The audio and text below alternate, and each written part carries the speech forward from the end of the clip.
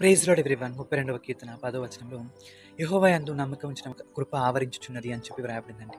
అవును, దేవుని పైన ఎవరైతే నమ్మకం ఉంచుతారో వారి చుట్టూ కృప ఆవరించి ఉంటుందండి. ఈ రోజుల్లో బెస్ట్ గిఫ్ట్ ఏంటో తెలుసా అండి? యేసయ్య కృప. ఆయన కృప లేకుండా మనం ఒక రోజు, ఒక క్షణం కూడా ఉండలేము. ఆయన కృప ఎవరిపైన ఎక్కువ ఉంటుందంటే దేవుని నమ్మిన దీనులు.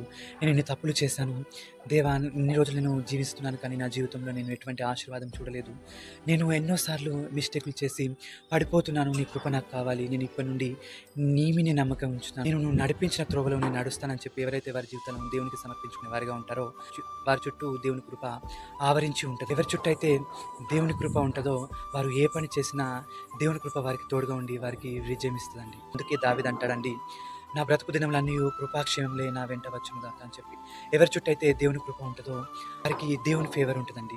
దేవుని కటాక్షం ఉంటుంది. వారు ఎక్కడికి వెళ్ళినా దేవుని కటాక్షం వల్ల వారికి ఇతరులు కూడా సహాయం చేస్తారు. కాబట్టి వారి పనులలో వారు విజయం చూసేవారిగా ఉంటారు. అనుదినము ఆయన కృప నూతనంగా పుట్టుచున్నదండి. కాబట్టి నిన్నటి కృప ఈ రోజు మనకు సరిపోదు. ఈ రోజుకు కావాల్సిన కృప దేవుడు మనకు ప్రతిదినము అనుగ్రహించేవాడిగా ఉన్నాడు. కాబట్టి దేవా, నేను ఈరోజు చేసే పనుల్లోని కృప నాకు దయచేయి. నేను నీ మీదే నమ్మకం ఉంచుకున్నానని చెప్పి మనం ఎప్పుడైతే మన పనులను ప్రారంభిస్తామో మన జీవితంలో, మన పనుల్లో దేవుడు తన నూతనమైన కృప దయచేసి మనకు ఆశీర్వాదాన్ని, అభివృద్ధిని మన జీవితంలో దేవుడు దయచేస్తాడండి. అట్టి కృప దేవుడు మనకి దయచేయును గాక. ఆమేన్. హల్లెలూయా.